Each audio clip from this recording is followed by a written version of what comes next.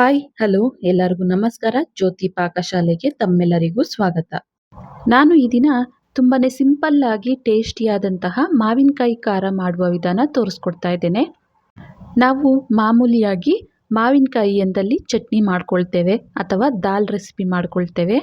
ಈ ರೀತಿಯಾಗಿ ಖಾರನ ಒಮ್ಮೆ ಟ್ರೈ ಮಾಡಿ. ಈ ಖಾರನ ಮಾಡಿ ನಾವು 6 ತಿಂಗಳ ತನಕ ಸ್ಟೋರ್ ಮಾಡ್ಕೊಳ್ಬೋದು. ಈ ಖಾರ ಬಿಸಿ ಅನ್ನಕ್ಕೆ, ಚಪಾತಿಗೆ, ರೊಟ್ಟಿಗೆ ಯಾವುದರ ಕಾಂಬಿನೇಷನ್ ಆದರೂ ತುಂಬಾ ಟೇಸ್ಟಿಯಾಗಿರುತ್ತೆ. ಬನ್ನಿ ಈ ಟೇಸ್ಟಿಯಾದಂತಹ ಮಾವಿನಕಾಯಿ ಖಾರ ಮಾಡೋದು ಹೇಗೆ ಅಂತ ನೋಡೋಣ. ಅದಕ್ಕಿಂತ ಮುಂಚೆ ಇನ್ನೂ ಯಾರೆಲ್ಲ ಸಬ್ಸ್ಕ್ರೈಬ್ ಮಾಡ್ಕೊಳ್ದೆ ವಿಡಿಯೋ ನೋಡ್ತಿದ್ದಲ್ಲಿ ಪ್ಲೀಸ್ ಸಬ್ಸ್ಕ್ರೈಬ್ ಮಾಡ್ಕೊಳ್ಳಿ. ಬನ್ನಿ ಈ ಟೇಸ್ಟಿಯಾದಂತಹ ಮಾವಿನಕಾಯಿ ಖಾರ ಮಾಡೋದು ಹೇಗೆ ಅಂತ ನೋಡೋಣ. ಮೊದಲಿಗೆ ನಾನಿಲ್ಲಿ ಒಂದು ದಪ್ಪ ಗಾತ್ರದ ಮಾವಿನಕಾಯಿನ ತಗೊಂಡಿದ್ದೇನೆ. ಚೆನ್ನಾಗಿ ಇದನ್ನು ತೊಳೆದು ಸಿಪ್ಪೆನ ಎರೆದು ಸಣ್ಣದಾಗಿ ತುರಿದು ಇದನ್ನು ತಗೊಬರ್ತೇನೆ. ನೋಡ್ಬೋದು ಮಾವಿನಕಾಯಿನ ಈ ರೀತಿ ತುರಿದು ಒಂದು ಪ್ಲೇಟಿಗೆ ಹಾಕಿಟ್ಟಿದ್ದೇನೆ. ನಂತರ ನಾನಿಲ್ಲಿ ಒಂದು 2 ಈರುಳ್ಳಿನ ನಾನಿಲ್ಲಿ ಸುಡ್ತಾ ಇದ್ದೇನೆ. ಈ ರೀತಿ ಗ್ರಿಲ್ ಅಂಥದ್ದನ್ನು ಗ್ಯಾಸ್ ಮೇಲೆ ಇಟ್ಟು ಗ್ಯಾಸ್ ಹಚ್ಚಿ ಇದಕ್ಕೆ 1-2 ಮೀಡಿಯಮ್ ಗಾತ್ರದ ಈರುಳ್ಳಿನ ಇಟ್ಟು ಸುಡಬೇಕಾಗುತ್ತೆ. ಈ ರೀತಿ ಗ್ರಿಲ್ ಇಲ್ಲ ಅಂದಲ್ಲಿ ಚಾಕುವಿನಲ್ಲಿ ಚುಚ್ಚಿ ಬೇಕಾದರೂ ಈರುಳ್ಳಿನ ಸುಡಬೇಕು. ಇವನ್ನ ಸೈಡಿಗೆ ಇಡ್ತೇನೆ. ನಂತರ ಗ್ಯಾಸ್ ಮೇಲೆ ಕಡಾಯಿನ ಇಟ್ಟು ಗ್ಯಾಸ್ ಹಚ್ಕೊಳ್ತೇನೆ. ಇದಕ್ಕೆ ಸ್ವಲ್ಪ ಎಣ್ಣೆನ ಸೇರಿಸ್ಕೊಳ್ತಾ ಇದ್ದೇನೆ. ಎಣ್ಣೆ ಸ್ವಲ್ಪ ಬಿಸಿಯಾದ ನಂತರ ನಾನಿಲ್ಲಿ ಒಂದು 8ರಿಂದ 10 ಆಗುವಷ್ಟು ಬ್ಯಾಡಗೆ ಮೆಣಸಿನ್ಕಾಯಿನ ಸೇರಿಸ್ಕೊಳ್ತಾ ಇದ್ದೇನೆ. ಈ ಬ್ಯಾಡಗೆ ಮೆಣಸಿನ್ಕಾಯಿ ಖಾರ ಇರಲ್ಲ, ಕಲರಿಗಷ್ಟೇ. ಹಾಗಾಗಿ ಖಾರ ಇರುವಂತಹ ಗುಂಟೂರು ಮೆಣಸಿನ್ಕಾಯಿನೂ ಸಹ ನಾನಿಲ್ಲಿ ಒಂದು 10 ಆಗುವಷ್ಟು ಸೇರಿಸ್ಕೊಳ್ತಾ ಇದ್ದೇನೆ. ಇವೆಲ್ಲವನ್ನು ಎಣ್ಣೆಯಲ್ಲಿ ಸ್ವಲ್ಪ ಫ್ರೈ ಮಾಡ್ಕೊಳ್ಬೇಕಾಗುತ್ತೆ. ಲೋ ಫ್ಲೇಮಲ್ಲೇ ಈ ಒಣಮೆಣಸಿನ್ಕಾಯಿ ಸ್ವಲ್ಪ ಕ್ರಿಸ್ಪಿ ಆಗಬೇಕು, ಅಲ್ಲಿವರೆಗೂ ಇದನ್ನು ಫ್ರೈ ಮಾಡ್ಕೊಳ್ಬೇಕು. ನೋಡ್ಬೋದು ಒಣಮೆಣಸಿನ್ಕಾಯಿ ಫ್ರೈ ಆಗಿದ್ದಾವೆ. ಇವನ್ನ ಒಂದು ಪ್ಲೇಟ್ಗೆ ತೆಗೆದುಕೊಳ್ತೇನೆ. ನಂತರ ಕಡಾಯಿಯಲ್ಲಿ ಸ್ವಲ್ಪ ಎಣ್ಣೆ ಇರೋದ್ರಿಂದ ಅದಕ್ಕೇನೆ 1/4 ಟೀ ಸ್ಪೂನ್ ಆಗುವಷ್ಟು ಮೆಂತ್ಯ ಕಾಳು, 1 ಟೀ ಸ್ಪೂನ್ ಆಗುವಷ್ಟು ಜೀರಿಗೆನೂ ಸಹ ಸೇರಿಸಿ ಲೋ ಫ್ಲೇಮಲ್ಲೇ ಇವನ್ನ ಫ್ರೈ ಮಾಡ್ಕೊಳ್ತೇನೆ. ಈ ಜೀರಿಗೆ ಮೆಂತ್ಯ ಸ್ವಲ್ಪ ಫ್ರೈ ಆದ ನಂತರ 1 ಬಟ್ಲಾಗುವಷ್ಟು ಒಣ ಕೊಬ್ಬರಿ ತುರಿನ ಇದಕ್ಕೆ ಸೇರಿಸ್ಕೊಳ್ತಾ ಇದ್ದೇನೆ. ಈ ಒಣ ಕೊಬ್ಬರಿ ತುರಿನ ಸೇರಿಸಿ ಲೋ ಫ್ಲೇಮಲ್ಲೇ ಚೆನ್ನಾಗಿ ಫ್ರೈ ಮಾಡ್ಕೊಳ್ಬೇಕಾಗುತ್ತೆ. ಲೈಟಾಗಿ ಕಲರ್ ಚೇಂಜ್ ಆಗಬೇಕು, ಅಲ್ಲಿವರೆಗೂ ಇವನ್ನ ಫ್ರೈ ಮಾಡ್ಕೊಳ್ಬೇಕಾಗುತ್ತೆ. ನಾವು ಮಾವಿನಕಾಯಿ ಎಂದಲ್ಲಿ ಮಾಮೂಲಿಯಾಗಿ ಚಟ್ನಿ ಮಾಡ್ಕೊಳ್ತಾ ಇರ್ತೇವೆ. ಆದರೆ ಈ ರೀತಿಯಾಗಿ ಒಮ್ಮೆ ಖಾರನ ಟ್ರೈ ಮಾಡಿ ನೋಡಿ. ನೋಡ್ಬೋದು ಒಣ ಕೊಬ್ಬರಿ ತುರಿ ಎಲ್ಲ ಲೈಟಾಗಿ ಕಲರ್ ಚೇಂಜ್ ಆಗಿದೆ. ಈಗ ಇದನ್ನು ಒಂದು ಬಟ್ಲಿಗೆ ತೆಗೆದುಕೊಳ್ತೇನೆ. ನಂತರ ಅದೇ ಕಡಾಯಿಗೆ ಸ್ವಲ್ಪ ಎಣ್ಣೆನ ಸೇರಿಸ್ಕೊಳ್ತೇನೆ. ಎಣ್ಣೆ ಬಿಸಿಯಾದ ನಂತರ 2 ಗಡ್ಡೆ ಆಗುವಷ್ಟು ಬೆಳ್ಳುಳ್ಳಿನ ಸೇರಿಸ್ಕೊಳ್ತೇನೆ. ನಂತರ ಸ್ವಲ್ಪ ಕರಿಬೇವನ್ನು ಸಹ ಇದಕ್ಕೆ ಸೇರಿಸ್ಕೊಳ್ತೇನೆ. ಈ ಬೆಳ್ಳುಳ್ಳಿ ಕರಿಬೇವನ್ನ ಸ್ವಲ್ಪ ಫ್ರೈ ಮಾಡಿಕೊಂಡ ನಂತರ ಇದಕ್ಕೆ ನಾವು ತುರಿದು ಇಟ್ಟಂತಹ ಮಾವಿನಕಾಯಿ ತುರಿನ ಸೇರಿಸ್ಕೊಳ್ತಾ ಇದ್ದೇನೆ.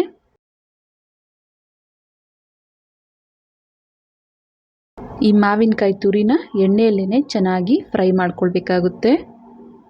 ಒಗ್ಗರಣೆ ಈ ಮಾವಿನಕಾಯಿ ತುರಿ ಎಲ್ಲ ಮಿಕ್ಸ್ ಆಗೋ ರೀತಿ ಚೆನ್ನಾಗಿ ಇದನ್ನು ಮಿಕ್ಸ್ ಮಾಡಿಕೊಂಡು ಎಣ್ಣೆಯಲ್ಲೇ ಚೆನ್ನಾಗಿ ಮಾವಿನಕಾಯಿ ಸಾಫ್ಟ್ ಆಗೋವರೆಗೂ ಫ್ರೈ ಮಾಡ್ಕೊಳ್ಬೇಕು.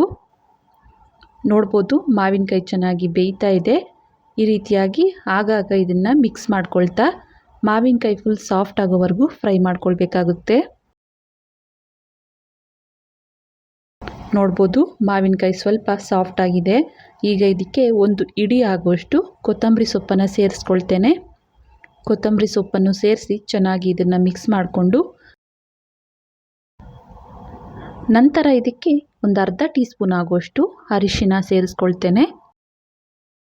ಇವೆಲ್ಲವನ್ನು ಚೆನ್ನಾಗಿ ಮಿಕ್ಸ್ ಮಾಡಿ ಮತ್ತೆ 1-2 ನಿಮಿಷಗಳ ಕಾಲ ಇದನ್ನು ಲೋ ಫ್ಲೇಮಲ್ಲೇ ಬೇಯಿಸ್ಕೊಳ್ತೇನೆ. ಯಾವುದೇ ಕಾರಣಕ್ಕೂ ಇದನ್ನು ನೀರು ಹಾಕಿ ಬೇಯಿಸೋ ಅವಶ್ಯಕತೆ ಇಲ್ಲ. ಈ ರೀತಿ ಎಣ್ಣೆಯಲ್ಲೇ ನಾವು ಮಾವಿನಕಾಯಿನ ಚೆನ್ನಾಗಿ ಬೇಯಿಸ್ಕೊಳ್ಬೇಕಾಗುತ್ತೆ. ನೋಡ್ಬೋದು ಈ ಮಾವಿನಕಾಯಿ ಎಲ್ಲ ಚೆನ್ನಾಗಿ ಫ್ರೈ ಆಗಿದೆ. ಇಷ್ಟು ಬೆಂದರೆ ಸಾಕು. ಗ್ಯಾಸನ್ನು ಆಫ್ ಮಾಡ್ಕೊಳ್ತೇನೆ. ಇದು ಸ್ವಲ್ಪ ತಣ್ಣಗಾಗಲಿಕ್ಕೆ ಬಿಡ್ತೇನೆ. ನಂತರ ನಾನಿಲ್ಲಿ ಮೊದಲಿಗೆ ಎಣ್ಣೆಯಲ್ಲಿ ಫ್ರೈ ಮಾಡಿರುವಂತಹ ಈ ಒಣಮೆಣಸಿನಕಾಯಿನ ಮಿಕ್ಸಿ ಜಾರಿಗೆ ಸೇರಿಸ್ಕೊಳ್ತೇನೆ. ಇದನ್ನು ಒಮ್ಮೆ ಇದನ್ನು ಒಮ್ಮೆ ತರಿಯಾಗಿ ರುಬ್ಕೊಂಬರ್ತೇನೆ. ನೋಡ್ಬೋದು ಈ ಒಣಮೆಣ್ಸಿನ್ಕಾಯಿನ ಈ ರೀತಿ ರುಬ್ಕೊಂಡು ಬಂದ ನಂತರ ಇದಕ್ಕೆ ಮತ್ತೆ ಫ್ರೈ ಮಾಡಿರುವಂತಹ ಒಣಕೊಬ್ಬರಿ ಮಿಶ್ರಣನ ಸೇರಿಸ್ಕೊಳ್ತಾ ಇದ್ದೇನೆ. ನಂತರ ಇದಕ್ಕೆ ರುಚಿಗೆ ತಕ್ಕಷ್ಟು ಉಪ್ಪನ್ನು ಸೇರಿಸ್ಕೊಳ್ತೇನೆ. ಈಗ ಇದನ್ನು ಮತ್ತೆ ತರಿಯಾಗಿ ರುಬ್ಕೊಂಬರ್ತೇನೆ. ಜಾಸ್ತಿ ನುಣ್ಣಗೆ ಮಾಡ್ಕೊಳ್ಳೋ ಅವಶ್ಯಕತೆ ಇಲ್ಲ. ನೋಡ್ಬೋದು ಈ ರೀತಿ ಲೈಟಾಗಿ ತರಿಯಾಗಿ ಇರೋ ರೀತಿ ರುಬ್ಕೊಳ್ಬೇಕಾಗುತ್ತೆ. ಈಗ ಇದನ್ನು ಒಂದು ಬಟ್ಲಿಗೆ ತೆಗೆದುಕೊಳ್ತೇನೆ. ನಂತರ ನಾನಿಲ್ಲಿ ಮೊದಲಿಗೆ ಸುಟ್ಟಂತಹ ಈರುಳ್ಳಿನ ಈ ರೀತಿ ಸಿಪ್ಪೆನ ತೆಗೆದು ಈರುಳ್ಳಿನ ಕಟ್ ಮಾಡ್ಕೊಳ್ತೇನೆ. ಇನ್ನು ಯಾರೆಲ್ಲ ಸಬ್ಸ್ಕ್ರೈಬ್ ಮಾಡ್ಕೊಳ್ದೆ ವಿಡಿಯೋ ನೋಡ್ತಿದ್ದಲ್ಲಿ ಪ್ಲೀಸ್ ಸಬ್ಸ್ಕ್ರೈಬ್ ಮಾಡ್ಕೊಳ್ಳಿ. ಬೆಲ್ ಐಕಾನ್ ಮೇಲೆ ಕ್ಲಿಕ್ ಮಾಡಿ ಆಲ್ ಅನ್ನೋ ಆಪ್ಷನ್ನ ಆನ್ ಮಾಡ್ಕೊಳ್ಳಿ. ನಾನು ಯಾವುದೇ ಹೊಸ ವಿಡಿಯೋ ಅಪ್ಲೋಡ್ ಮಾಡಿದ್ರೂ ನಿಮಗೆ ನೋಟಿಫಿಕೇಷನ್ ಬರುತ್ತೆ. ನೋಡ್ಬೋದು ಈರುಳ್ಳಿನ ಕಟ್ ಮಾಡಿ ಒಂದು ಪ್ಲೇಟಿಗೆ ಸೇರಿಸ್ಕೊಂಡಿದ್ದೇನೆ. ನಂತರ ಈ ಮಾವಿನಕಾಯಿ ಫ್ರೈ ಮಾಡಿರುವಂತಹ ಮಿಶ್ರಣ ಸಹ ತಣ್ಣಗಾಗಿದೆ. ಈಗ ಇದನ್ನು ಮಿಕ್ಸಿ ಜಾರಿಗೆ ಸೇರಿಸ್ಕೊಳ್ತಾ ಇದ್ದೇನೆ. ಹಾಗೆಯೇ ಇದಕ್ಕೆ ಸುಟ್ಟಂತಹ ಈರುಳ್ಳಿನ ಕಟ್ ಮಾಡಿ ಇದಕ್ಕೆ ಸೇರಿಸ್ಕೊಳ್ತೇನೆ.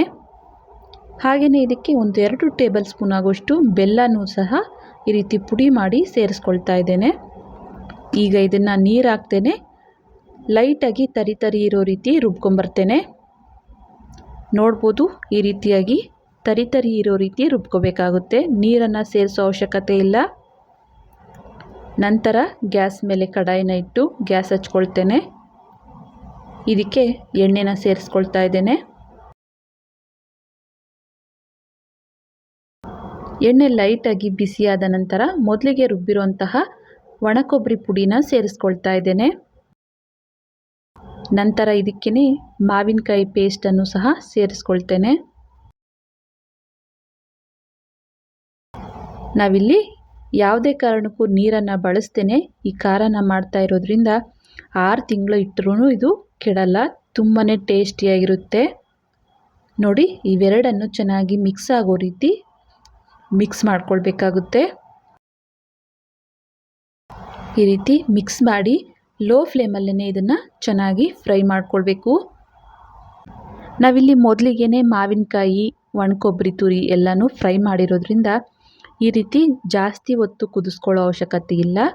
ಮೊದಲಿಗೆ ನಾವು ಸರಿಯಾಗಿ ಫ್ರೈ ಮಾಡಿಲ್ಲ ಅಂದಲ್ಲಿ ಈಗ ಇದನ್ನು ಚೆನ್ನಾಗಿ ಬೇಯಿಸ್ಕೊಂಡು 6 ತಿಂಗಳ ಮೇಲೆ ಈ ಖಾರನ ಸ್ಟೋರ್ ಮಾಡ್ಕೊಳ್ಬೋದು. ನಾನಿಲ್ಲಿ ಸ್ವಲ್ಪ ಉಪ್ಪು ಕಮ್ಮಿ ಆಗಿದೆ ಅನ್ನಿಸ್ತು. ಹಾಗಾಗಿ ಸ್ವಲ್ಪ ಉಪ್ಪನ್ನು ಸೇರಿಸಿ ಮತ್ತೆ ಇದನ್ನು ಚೆನ್ನಾಗಿ ಮಿಕ್ಸ್ ಮಾಡಿ ಲೋ ಫ್ಲೇಮಲ್ಲೇ ಇದನ್ನು ಮತ್ತೆ 1-2 ನಿಮಿಷ ಬೇಯಿಸ್ಕೊಳ್ತೇನೆ.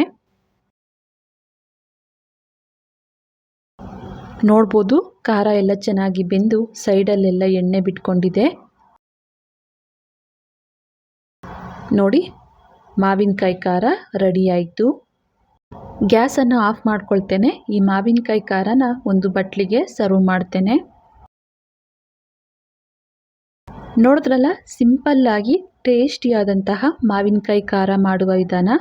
ನಾನಿಲ್ಲಿ ಬಿಸಿ ಅನ್ನದ ಜೊತೆಗೆ ಈ ಮಾವಿನಕಾಯಿ ಖಾರನ ಸರ್ವ್ ಮಾಡ್ತಾ ಇದ್ದೇನೆ. ಅನ್ನಕ್ಕೆ ಅಂತಲ್ಲ, ಚಪಾತಿ ರೊಟ್ಟಿ ಯಾವುದರ ಕಾಂಬಿನೇಷನ್ ಆದರೂ ಈ ಮಾವಿನಕಾಯಿ ಖಾರ ತುಂಬಾ ಟೇಸ್ಟಿಯಾಗಿರುತ್ತೆ. ಈ ರೆಸಿಪಿ ನಿಮಗೆ ಇಷ್ಟ ಆಗಿದೆ ಅಂದ್ಕೊಳ್ತೇನೆ. ಇಷ್ಟ ಆದಲ್ಲಿ ಈ ವಿಡಿಯೋಗೊಂದು ಲೈಕ್ ಮಾಡಿ.